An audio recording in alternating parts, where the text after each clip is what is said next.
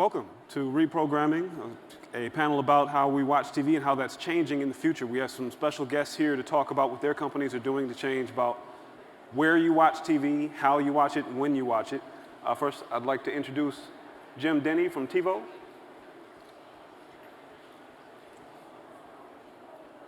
In a moment. We also have Raghu from Sling and Idan Cohen from Boxee to talk about the technology that's changing how we watch TV. And here we have Jim. Welcome.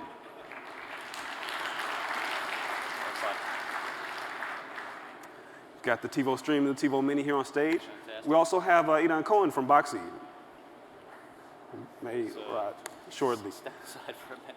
But we're here. You've got your two newest boxes. We have the TiVo Stream and the TiVo Mini. Can you talk a little bit about how these are changing? You guys have been around changing when we watch TV. Right. What do these do?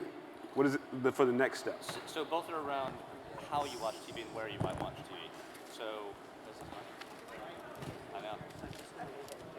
It's on. So are they? Try again. You want to see how Jim? Yeah. Well, they can't hear you, but they can hear me. The TiVo Mini is changing where you watch TV. Your multiple. Now they can hear you. There we go. Is that better? Okay, we got it. So I'll talk to both. The TiVo Mini. Here, I'll take that one. The TiVo Mini we actually just launched in retail last week. It's about taking the TiVo experience to another TV in your house. So it basically replicates the TiVo experience from the main TiVo DVR and brings it to another room. But it uses the tuners and the hard drive, and it basically takes all your recordings and just makes them available in another room within the house. So it's an extender. It's basically a home extender to a TV, so intended to be a TV. The TiVo Stream is different in that it attaches to your home network, and it redistributes your TiVo recordings and your TiVo content to mobile devices within the home. So it basically makes your iPad another TV. These are both about, as you mentioned, Richard, we've been focusing a lot about time shifting and making TV when you want to have it. Now it's about where you want to have it. Excellent. Which I think is a theme we're going to talk about quite a bit today. Definitely. Have a seat. And I believe we should eventually have Idan Cohen from Boxee as well. They've changed a lot about where we watch TV, where we get our sources. That's something TiVo does too. Can you talk a little bit about the apps that you guys have created and where we're getting internet TV now? Because you don't just do cable anymore. You don't just do over the antenna. Yeah, and you'll see a lot of this. And I think when the other guests come out, we'll talk about that quite a bit. More and more over the last 6 years-ish, you see content from a lot of different sources. So we started 6 years ago by integrating Amazon. At that time, it was called Amazon Video on Demand, now called Amazon Streaming, into the TiVo box and combining with your cable experience. So getting all your cable channels, getting things from Amazon, getting things from Netflix. More and more, you're seeing a lot more content from other sources. A lot of, and I think we'll get into this a little bit more. A lot of what you'll see is about. You really want to, you don't want to exclude any of those sources. You want to be able to get your content no matter where it comes from, all in one place. Excellent. And here we have Idan Cohen from Sling. Great to have you. Hi, great to be here. Thanks for joining us at Expand. Anyone who's watching, anyone in the crowd, if you have any questions for our guests, please tweet us at #ExpandXF or #TV, and we'll go ahead and get those and ask them about the products and how they're changing the way that we watch TV in the future. Now, that's something Boxee has been all about. You've changed formats, changed sources, and now with the Boxee TV, you've gotten a little bit more traditional. Let's sit down and have a discussion about where we're going in the future. Can you tell us a little bit about that change for Boxee, from where you were when you originally came out a couple of years ago and what you have now with the new Boxee TV? Yeah, so for us, the grand vision never changed. When we started the company 5 years ago, we really wanted to kind of reimagine and recreate the experience of TV for what we thought is our generation or how it should be.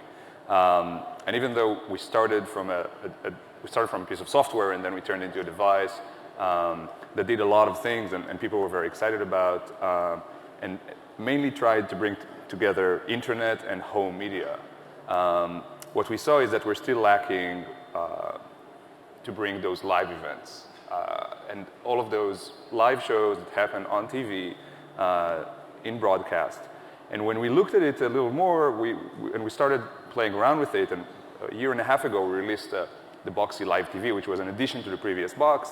And suddenly we saw that there's so much content still in regular broadcast, coming over the air for free for everyone in HD quality. And we said, you know, there's really something that can be done here. And our new device, the Boxee TV that was released in November, was the way that we tried to reimagine it. So you can think about it a little bit, and it's interesting because this panel is a little bit kind of composing all of that together. So when we need to describe it in a sentence, it's a Sling, a TiVo, and an Apple TV in one device. So what happens is you have a digital antenna where you can get over-the-air signal. So you'll get ABC, NBC, Fox, CBS, PBS, IN, CW, and a bunch of other channels. So about 25 to 50 channels, depends on where you are. In HD quality, you'll be able to watch them live, but you'll also be able to record them. And what we developed is the first ever cloud DVR. So when you record them, it records into the cloud, and you can watch it on any device, so either on your TV, but also on your iPad, on your laptop, on your iPhone, when you're in the house or when you're outside of the house. And so you can watch the recorded shows, but you can also tune into live TV. So if you're, for instance, here now I live in New York, I want to tune into maybe a March Madness game that's now on and is playing in New York on a local channel, I could tune into that and watch it on my device from here. And then in addition, obviously, you have Netflix and Vudu and a bunch of other of the apps that we all use and like. Excellent.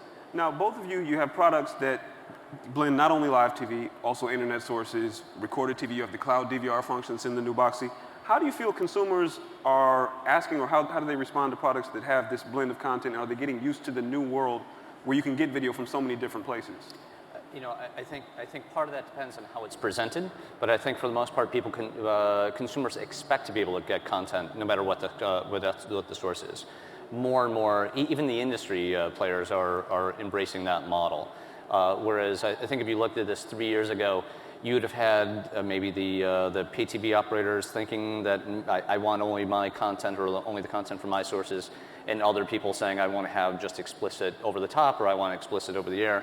I think more and more the model is each of the players is going to embrace content no matter what the source is. And it's a matter of just prioritization, but it's a matter of blending all these things into one. Because you see different types of content coming from different sources, right? What was traditionally internet content, we'll call it traditionally, internet content is come up, the quality of the production has come up, the market is expanded greatly. So I think consumers are getting used to a much wider variety of content in their daily lives. Is that something you guys have seen as well? I know especially with Boxee, because you do local content, you've been so focused on the internet from the beginning. Is that something that you've seen that customers asked for when you came out with the first box and now with the second? Yeah, you know, I think that what we always try to look at in the way we kind of approached it is how can we help the consumer on one hand get all of this content that he wants, and on the other really lower the cost of what he's paying. So I think that in some cases people will have to make some kind of sacrifice, and some content that they'll be interested in is not going to be accessible. But then on the other hand, when you start blending both of these worlds and creating ubiquitous access to all of it, either at home or on devices, that's when it starts getting interesting. Now, talking about access on different devices, that's again something that both of you are very deeply involved in.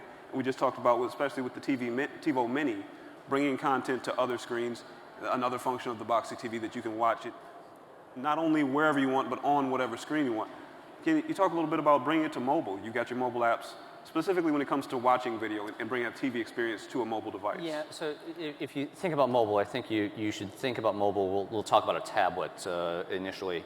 There are a few different functions that it provides. One, it can complement your TV experience. So as you're watching video or whatever you're watching on TV, you can create a second screen experience. That's what the TiVo app started out as. So the TiVo app started out as a control system. So it's basically a way to bring parts of the UI to the tablet, so you can see your My Shows list, so you can see all your recordings, you can control the TV. You can get a lot of the discovery tools, so all the search and browse tools, all the content discovery tools work there. And then for a given show, it would show you information about the show, so actor, director, other things you might like, and taking a piece of that and putting it into a tablet. I think the second phase you're starting to see now is taking and making the tablet or the phone itself the video consumption device. So TiVo Stream does that for us in bringing all your recordings and making them available on your tablet. And that is slightly different, right? The purpose is different. The other thing that you can do with Stream is take things on the road with you. So it'll actually download, it'll transcode and then download the content on the tablet itself or on the phone itself, and then you can have access to it independent of network. That's pretty much the plane use, right? When you're on a plane, that's how you need to get to it. So I think the other thing is when you start to have video available on all these devices, it starts to be the TV. It's effectively a personal TV device. And something we did with Virgin Media in the UK is they have a lot of live TV. They start out with 35. They're up to something in the area of 45 now. They have live TV streams going all the time, delivered via IP. So now, in addition, and the guide, in addition to be able to control your TV, you can choose any one of these and just watch them live on the tablet within the same app. And for us, a big theme for us is about blending the TV experience, the mobile experience, and the multi-format experience all into one. Excellent. Now, the new Boxee TV especially, can you describe a little bit more, maybe for people who aren't as familiar with the new product and how it enables video on mobile and what that creates for you? Yes. So first of all, the box itself is $99. You can get it currently at Walmart. We have an exclusive distribution deal with them. And then you can record. So we have a similar experience as Jim was talking about. So on your tablet or on your laptop, you can access the lineup or the guide and see all of the shows that you like. You can just subscribe to these shows, whatever you're interested in. And because we're recording in the cloud, and that's kind of one of the key features of our offering, is that there's no limit to what you can record. So there are no limits to the amount of content that you can keep in that, in your space in the cloud. So for instance, I can tell you that my box has been running at home for like 3 months, and with all of, for instance, all of the reruns and stuff like that, I have complete full seasons of most of the shows that I'm interested in, and I never need to delete anything. So all of those binge viewing that we all like to do over the weekend, or once a show kind of gets into 2 or 3 seasons long, 2 or 3 seasons in, that's a great way to do all of that. Then the other thing is, because it's already in the cloud, it's really easy for us to serve it into any other device. So currently you do it through a web experience. Very soon we're going to release actual apps for the iPhone, iPad, and Android, and then you'll be able to access it from there. And again, what we call side loading, so being able to sync it down to the device. So if you go up on a flight, if you go on a road trip, whatever, you can still access all of that even if you don't have a connection. Is that something that you think is changing the way people expect to interact with TV when you talk about binge viewing, especially being able to access an entire season of a show all at once? We've seen, or the way that Netflix releases their programs now, we've seen House of Cards kind of take over, and everyone watched season 1 in 1 day or 2, or just a weekend. Yeah, I think it's extremely interesting, and I think it's on both edges. So I think that on one hand, just people that are fans and follow closely a specific show, their ability to kind of, as House of Cards went out, to in 1 weekend consume everything.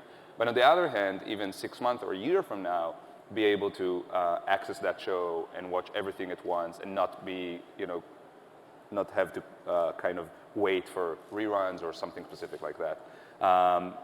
And we see it more and more. You just, the way that people consume, we're all living a busy life. We're not there when something is on. Obviously, that's a behavior that's been around for a while.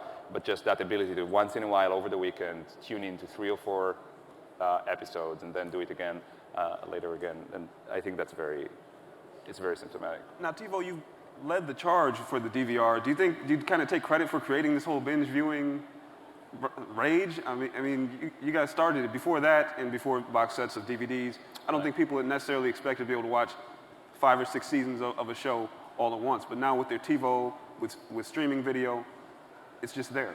Yeah, I think the thing that TiVo and the DVR did is set the stage for time independence, right? Like appointment viewing went away years ago, or for at least half of the U.S. went away years ago.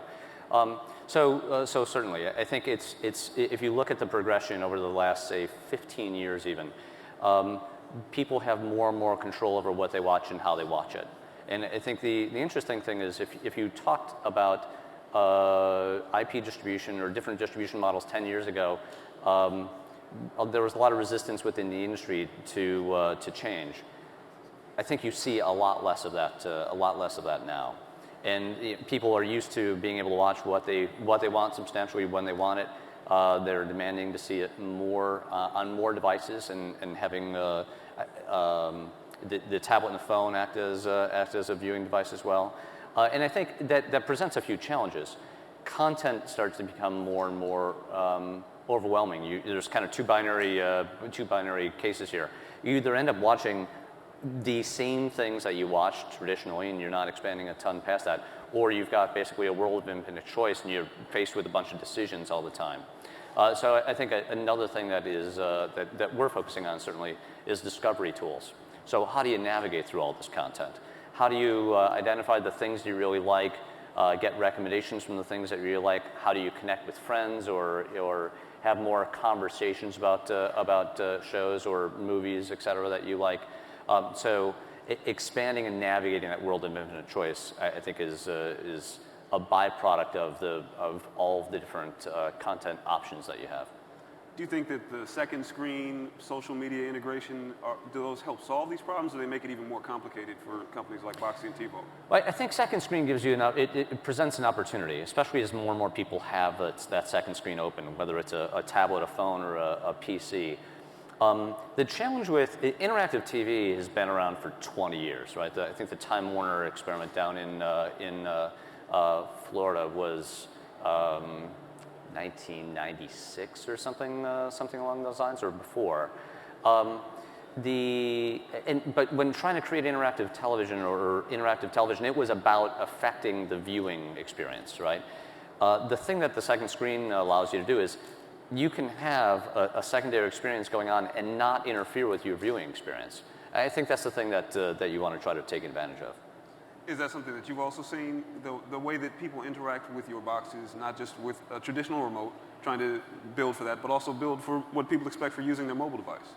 Yeah, so I think it depends what you're talking about when you're talking about the second screen experience. So what we are looking at when we're building our second screen is much more on being able to discover and being able to kind of manage your viewing. So manage your device, manage your recordings, tune into a specific episode or a specific show or event.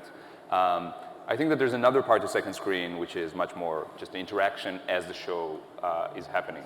And that's something that we're not necessarily trying to solve. I think that there's other experiences that are more right for it. So for instance, there's no reason for us to try and take over what Twitter is doing or what you can do with Twitter as you're watching a show, because that experience is happening there. That's the place to be.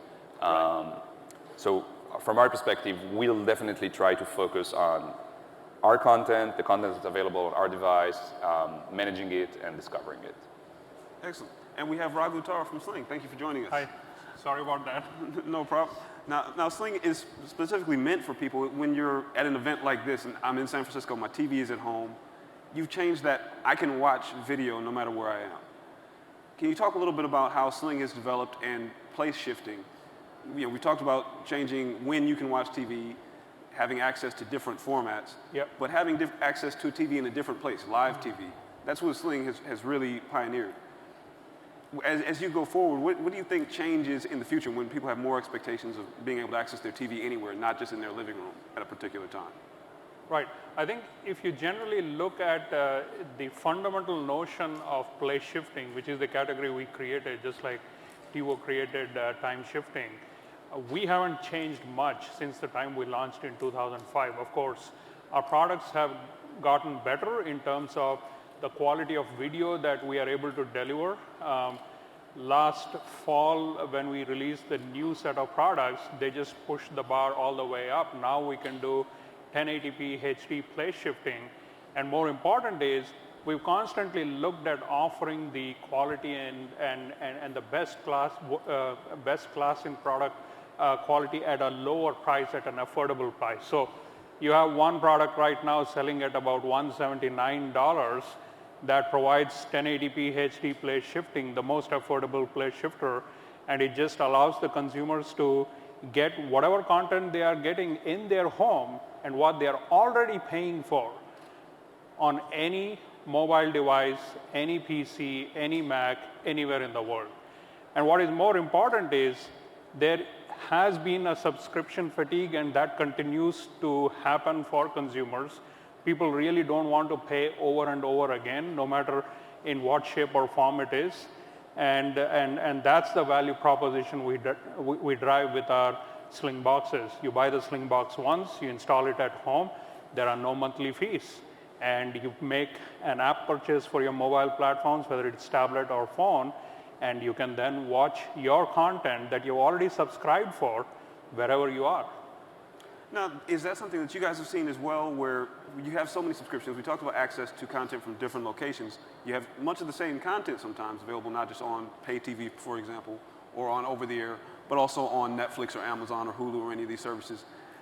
Is that something that you're concerned with customers having to sign up to so many services to get access to, or have logins for different video-on-demand providers? I don't think we're worried about that, specifically because in our case, most of our customers who have a Boxee TV usually use an antenna, and that's something that's completely free.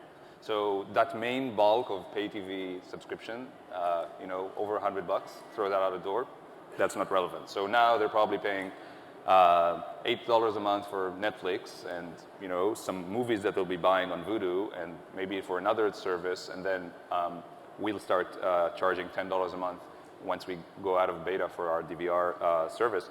But that's not a lot. If you compare that to any other option or alternative that's out there, we're talking about $25 or less than that in order to get all of your or most of your content. I think that's totally fair, and I don't think that that's something that we should be worried about. Now, from TiVo's perspective, for that same thing, you have a slightly different issue or approach because so many of your customers are using cable. Also, just to take one of the questions that was tweeted in, well, how's the response been to the TiVo Mini and the subscription fee for the second one box? I think for the most part, people don't like subscriptions, right? If you're giving me a choice of free or pay something as a consumer, I'm going to take free. But I think it's about unlocking the value of what you're already paying for. So we were talking a bit about the different content sources and whether you have a cable bill or not. The vast majority of content still comes or is made available through pay TV services. In the U.S., it accounts for about 85% of the U.S. households. So a lot of people are using pay TV services in the first place. Our value proposition is about unlocking the value that you're already paying for. So getting more out of the things that you're already paying for. We spend a lot of time integrating in the discovery process, integrating all your linear channels, all your Netflix, Amazon, in the Bay Area, Xfinity VOD. The ultimate vision is I want you to be able to sit down in front of your TV, think about something you might want to watch, and find it no matter where it's, if it's available from someplace, I want you to be able to find it, I want you to be able to take action and watch it right away.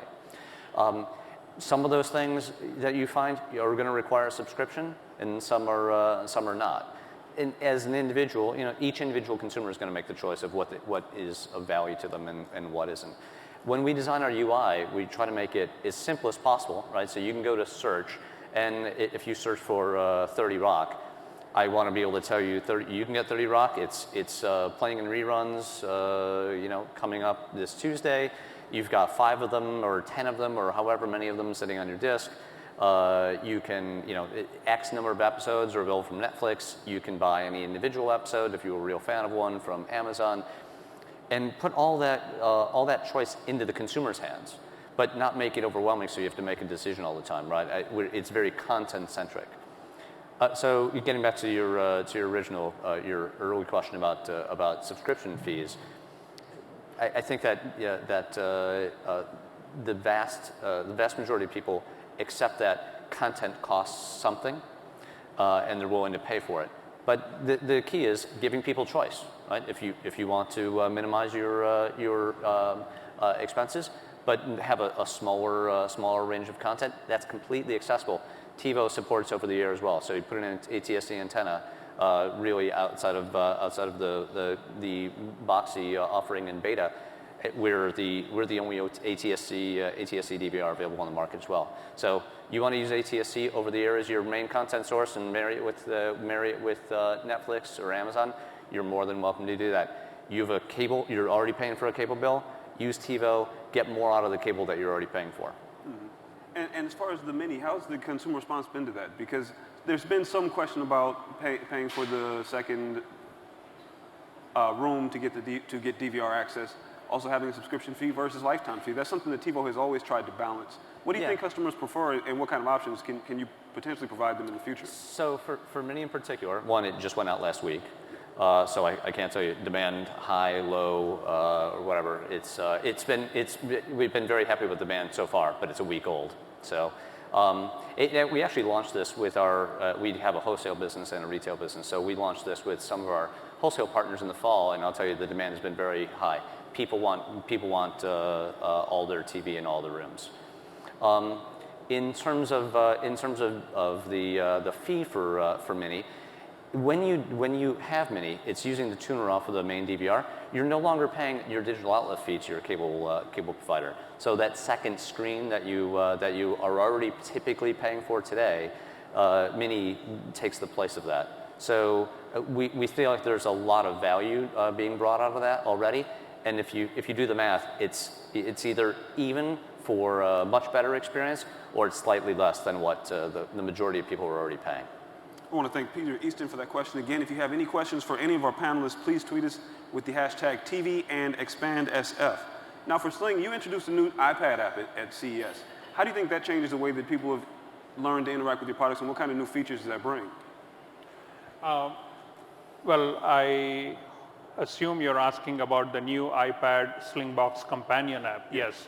We demoed and we launched it at CES. We are almost about to release it for the consumers. So what we have realized is, in terms of consumers being able to watch content on any of their devices anywhere, that's clearly a key driver. But besides the fact, and this could be an entirely different topic about how you interact with the content on the first screen, we realized that we have the capability to provide much more richer experiences for the Slingbox consumer. So we've launched an app that allows the user to be able to control the content on the first screen if you already own a Slingbox, and make it even more richer by providing the social integration, providing recommendations. And that's the path that we have taken on with this new app that we talked about at CES, and it's called Slingbox Companion.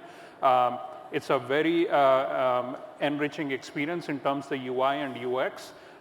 It allows you to find what's really hot, what's trending at this point in time in a particular area. And if you have that subscription, or if you have that content on your subscription, cable or satellite, you would actually be able to control your source to be able to change to that channel. Is that something that customers have been asking for Sling? Not just, okay, can I stream it on my computer or stream it to my various devices, to be able to stream it on a TV somewhere else?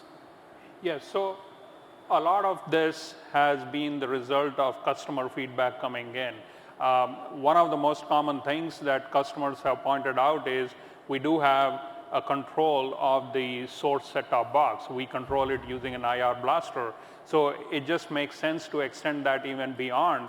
If you are not really place shifting, if you are not watching the content elsewhere, but you're sitting right in the living room in front of the TV, why can't I be able to do some of these interactive actions? So I think that's the reason why we got this Slingbox Companion out. And that's been a major change for Sling, not just a hardware, but also kind of as an embedded service and in other products for the player, and now for the companion app on your mobile device. Is that something that you guys have seen also? One commonality that you all have, you sell a box. Yes. As much of your product. Do you see perhaps the Boxee TV the possibility of it as an embedded product in other devices, in other TVs or other set-top boxes, or just any way that someone could build that in? Yeah, so from our perspective, for us, the box is a little bit of a Trojan horse for the meantime. It's a way to get into the house and to get our early consumers or customers using it.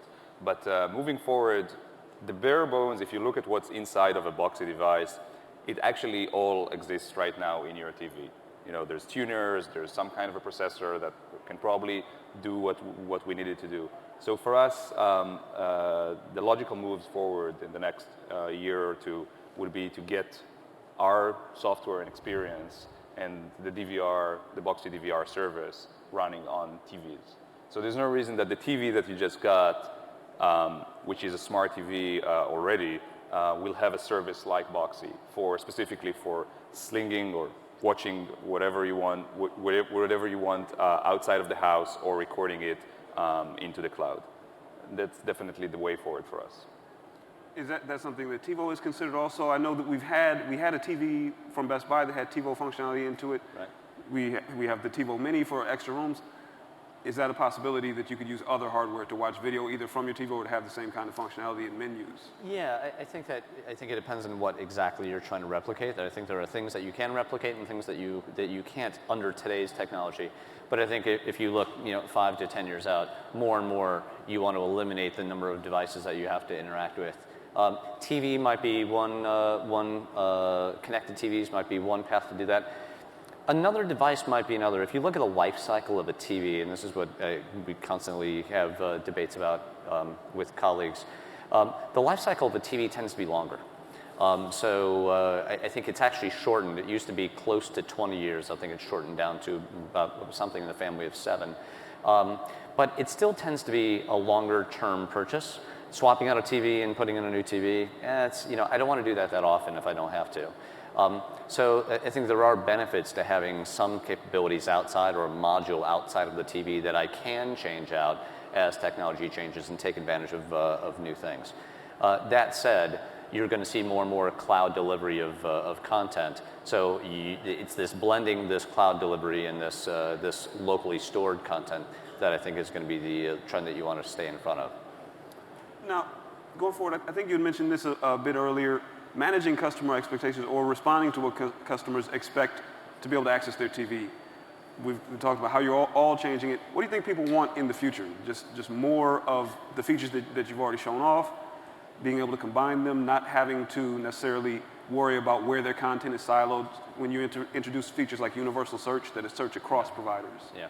It's interesting. I have a slightly different philosophy when it comes to do consumers know what they want. I think the reality is most of the time consumers don't know what they want because they don't necessarily know what's possible.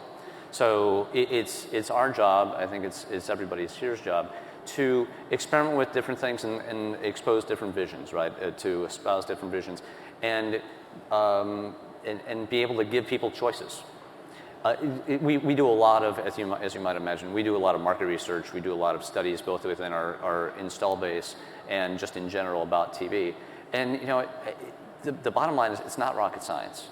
Content is king, right? Content's important. Get me as much of it as you can. Make it as simple as possible. I don't want TV to be work, right? I don't want to have to go through 15 different menus to find the thing I'm trying to watch. And ultimately, it is interesting. We've done 2 studies, and they both kind of alluded to the same thing, independent of age, demographic, or any other variants. TV is about relaxation and escapism, right? It's an entertainment media. You sit down, you want to watch something you want to watch. Yep. That's what it's about. So we talk a lot about technology. You need to make sure that technology doesn't get in the way of the ultimate mission, and that is just sitting down and being able to watch what you want to watch. I think that the thing that's made this more complicated, as we talked about, is you got a lot of different sources. So what you want to watch might be much different today than it is in 5 years. So, is that something that you've seen also from Sling that you may be able to help with? Because it's become more complicated managing our different sources, where we can watch, when we can watch. What's Sling's perspective on that? You're absolutely right.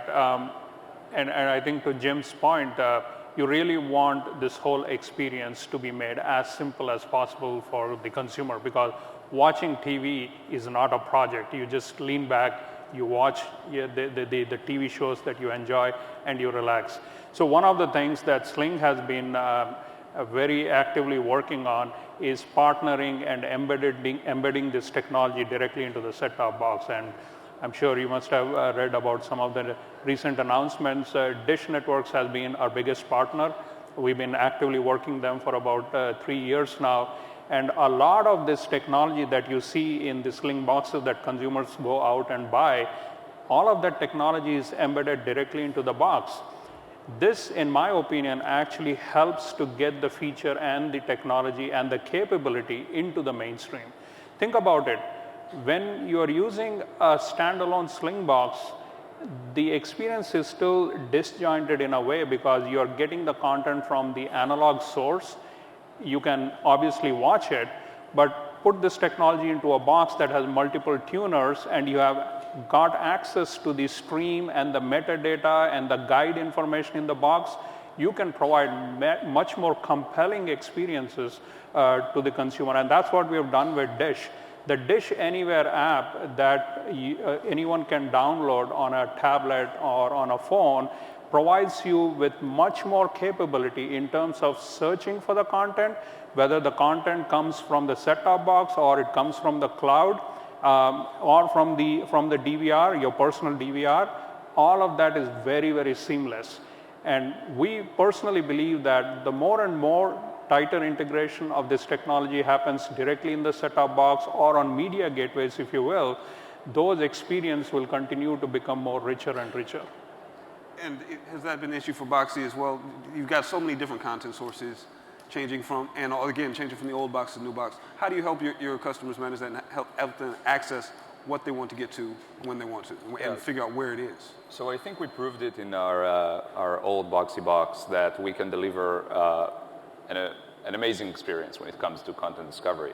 And we had a guide or a library that kind of meshed together all of the content sources, be it your home content or any type of source from the internet or services from the internet. And then a search that went through all of that. And then also recommending the type of content that's interesting for you. We definitely need to play catch up a little bit with our current device. We were working hard on some of the newer technologies that we didn't get to implement everything we wanted. And unlike the old Boxee box, what we found out is that the right place to do it is definitely in the second screen. So it's on the tablet that's sitting on your lap, it's on the laptop that's anyhow next to you on the couch, and that's where you'll see it coming. And we're working on that, and that will be available very soon. As far as features for the new box, one of the questions we received is from our friend Dave Zatz. He wanted to know, when will the Boxee TV be able to pause live TV? So we've been working on that. It's a little harder of a problem for us to solve, obviously, because we don't have a storage inside of the device itself. And everything that you record goes up into the cloud and then comes down back. So for us, for instance, if you want to pause live TV, we need to find a way to do that, which is a little more creative. We've been thinking about that, and we have a few possible solutions, and we will have something available that will solve it.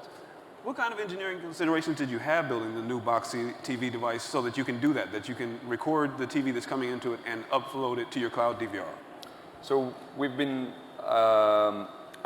one of the main things was to really see how we can create, if you look at the devices or the other devices out there, so there's definitely a segment of the streamers or kind of the Roku and the Apple TV that are going under $100, and then there's the more expensive devices that are kind of Sling and TiVo that go for $100 and some even way more. And we wanted to try and push the price as low as possible. We knew that we wanted to offer DVR, and we knew that we were sitting on this technology that was very exciting for us of how we can actually get the signal back into the internet and into your own storage. And one of the ways to actually do that was to eliminate the need for storage, which is a very expensive component. So that's how we managed to get to $99.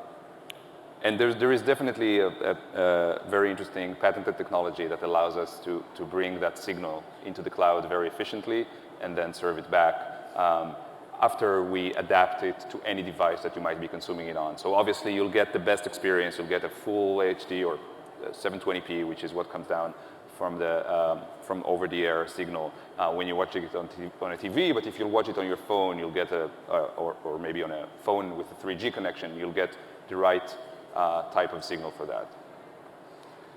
Another question that we had came in asking, do you see any ways to approach the problem of getting live sports without a pay TV subscription? Is that something that you think is coming, or a problem that's a little bit more complex to solve? I think that problem is around licensing.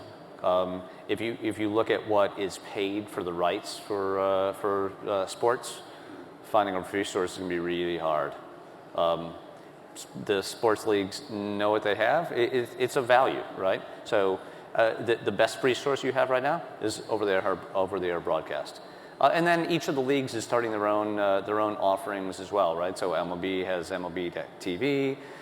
So I think you'll see more direct content or direct channels as well. But you know, the rights to sports content are not cheap. So unless somebody comes up with the magic of being able to pay a lot on one side and charge nothing on the other side, I think you'll see that tied to some sort of subscription for a long time. Solving the issues of watching sports, I think, is one of the killer apps of Sling for sports fans. I've got to be able to watch my local game whether or not I'm at home, and often I can't. It's blacked out even if I subscribe or pay for, you know, like NFL's package or the NBA package. Is that something that you guys see? Is that where your opportunity is going forward because of the issues that are going to continue, as he said, with licensing sports? Yeah, I think clearly that's an opportunity for Sling. But even more important is today you will hear some arguments from various people in terms of, hey, I can actually get access to HBO content. So you have the HBO Go. And by the way, it's a great app, great experience. And you have a whole bunch of other apps, even from MLB, right? The point is the experience is still very, very fragmented. You can have like 10 different apps on your iPad, and every time you want to watch a particular piece of content, you have to click, open up an app, go through that. And in some cases, just like HBO Go, you still require an authentication with a pay TV service. So that's where we believe the value of Sling is. There is no confusion for the customer. It's one single app that's a gateway to all the content that you're already getting on your pay TV subscription. And even more important is you can watch the content within the home or outside the home. So clearly, yes, we do see that as a great opportunity. We'll continue to expand and grow that opportunity. And beyond that, we've also started to find out what are the other things that consumers would want on the first screen, which is the main TV. And to some extent, we've started introducing new features on our high-end product in the retail, like the Sling projector feature. The Sling Sync is something that we demonstrated at CES. The teams are working hard to actually roll that out. And those will start focusing more and more on personal content. And we believe personal content for consumers is also a very valuable piece of content besides what they get for linear TV or on-demand TV. Is that a question that Boxee TV users have as well? Because, as you mentioned, being able to get your content over the air, so much stuff is locked away in pay TV services now. Yeah. How do you address that?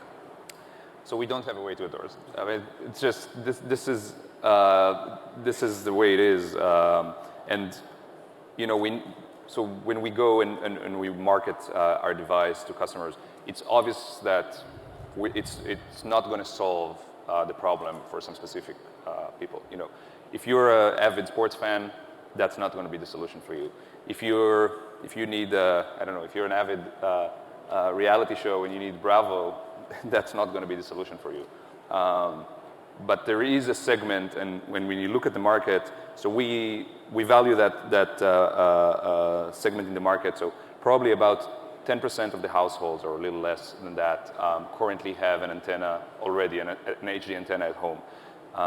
So these are definitely the people that should go out and buy a Boxee TV right now. If you have an antenna, you have to get that thing. the Boxee TV is the best thing that you can do to your antenna. It will just supercharge your experience and for a very low cost. So that's one thing. And then the other thing is that when we look at it, there is about 30% of the market that is already on with pay TV, but is not really consuming. He's on a basic cable package.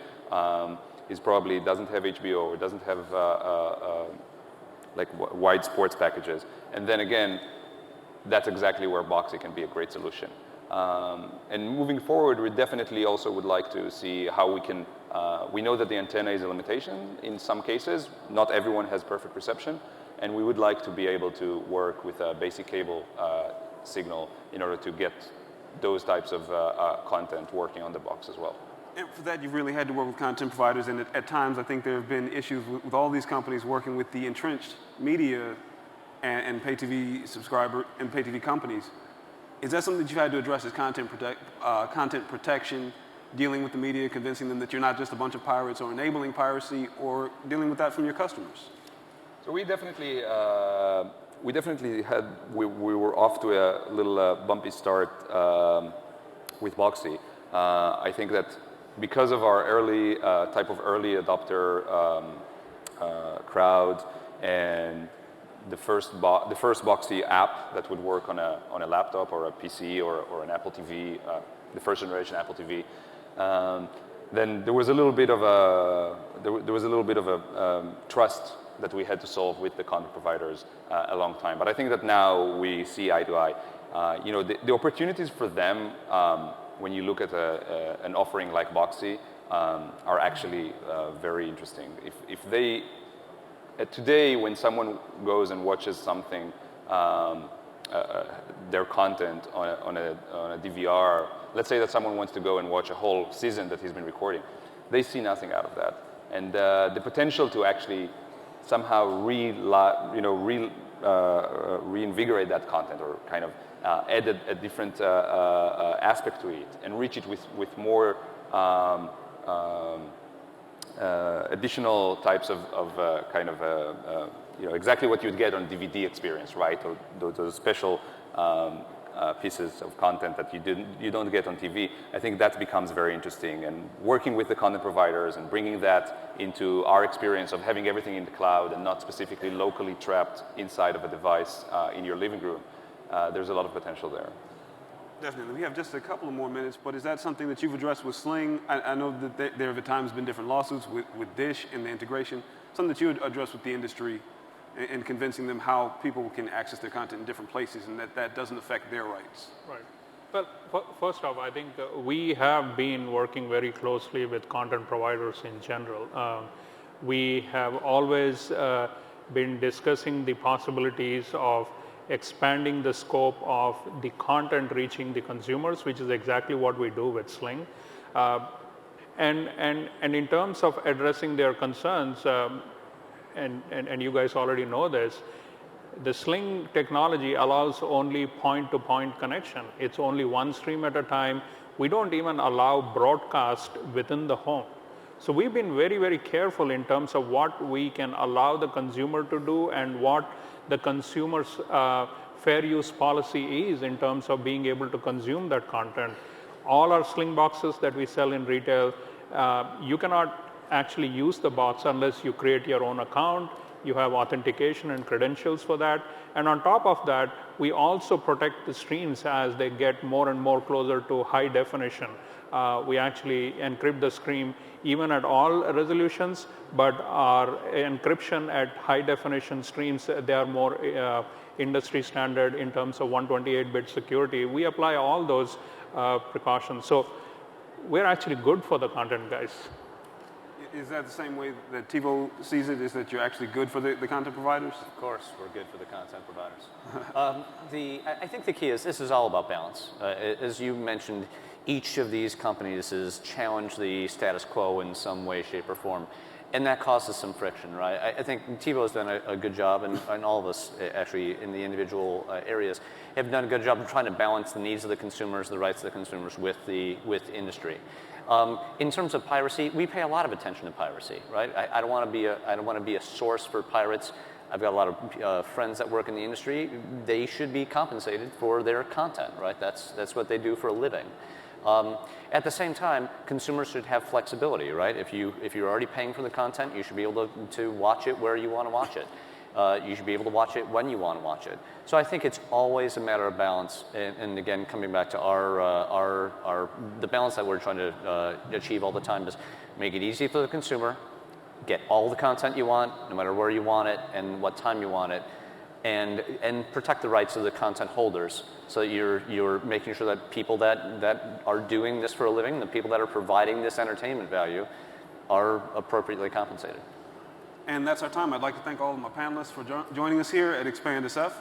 I hope that you guys enjoyed it and enjoy the rest of your day. Thanks. Thank you. Thank you very much.